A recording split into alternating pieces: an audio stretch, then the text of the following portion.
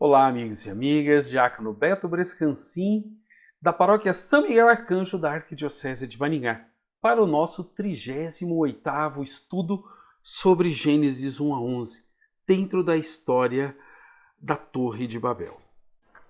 Na história de hoje, nós vamos olhar sobre as duas punições que o texto fala que Deus deu ao homem. A primeira punição é a diversidade das línguas. Vejamos o texto de Gênesis 11, 7.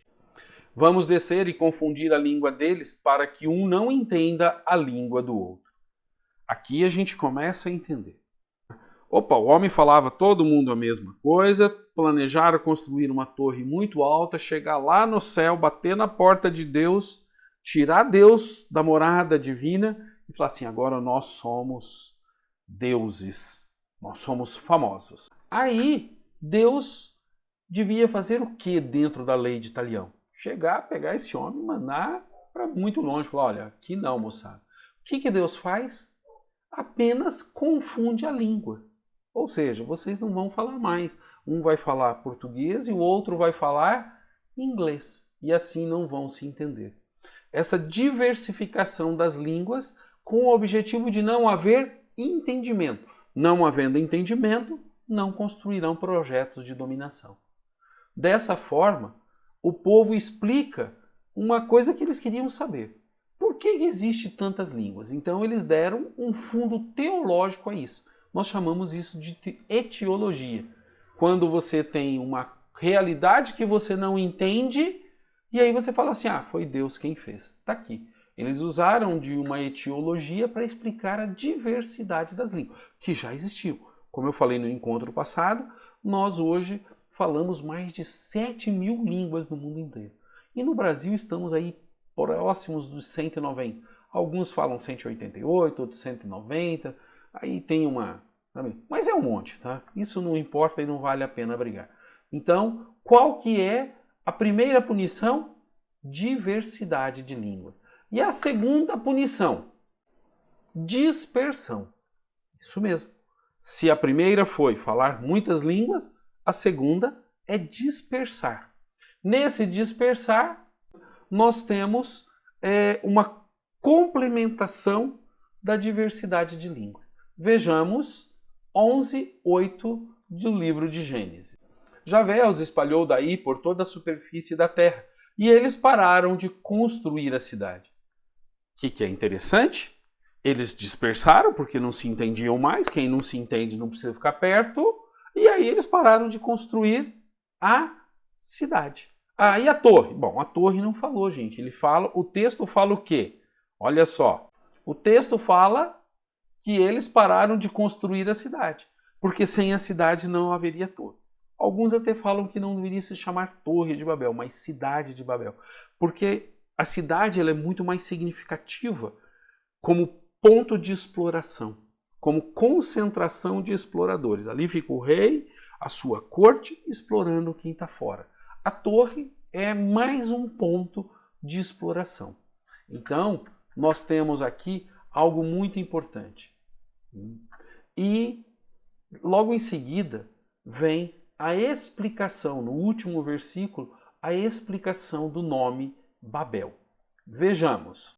Gênesis 11, 9. Por isso a cidade recebeu o nome de Babel, pois foi aí que Javé confundiu a língua de todos os habitantes da terra, e foi daí que ele os espalhou por toda a superfície da terra. Opa, tá aí as duas punições. Ele confundiu as línguas, ou seja, a diversidade de língua, e espalhou os homens por diversos cantos. Culturalmente, gente, isso é muito explorado. O mesmo tronco linguístico, ele tem diferenças muito grandes dependendo da geografia. Os portugueses, por exemplo, lá em Angola ou aqui no Brasil, e o português de Portugal tem uma diferença muito grande. Muito grande. Se você conversar com um português mesmo, você entende pouca coisa. O inglês da Inglaterra com o inglês dos Estados Unidos tem diferença. O espanhol, que é falado na América Latina, com o espanhol da Espanha, também tem diferença.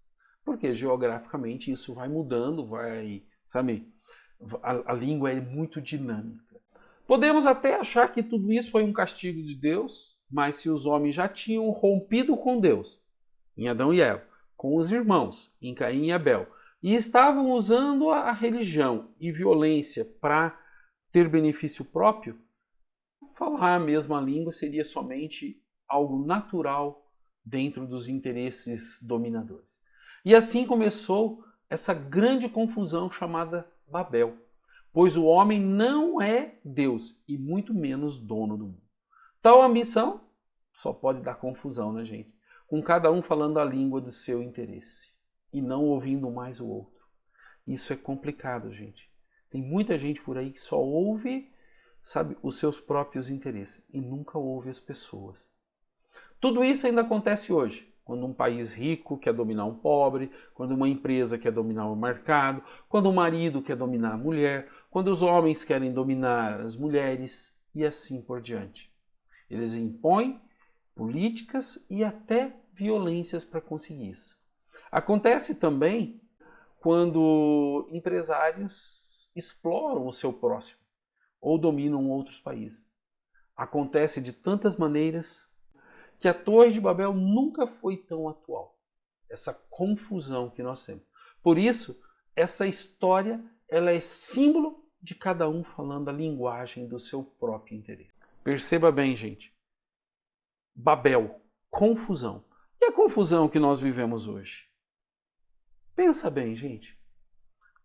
Uns querendo fazer armas nucleares, gastam bilhões em armas nucleares e um monte de gente passando fome.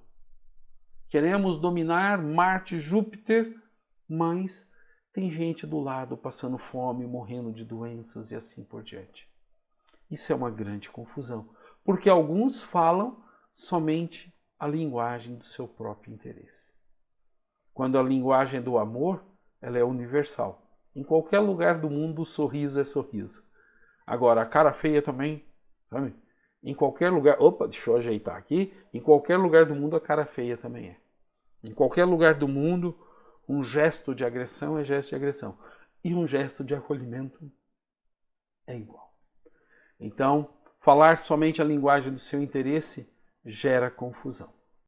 Caminhamos juntos para o próximo encontro e nós veremos um pouquinho mais sobre isso, dando maior clareza para entendermos a Torre de Babel. Paz e bem a todos e a todas.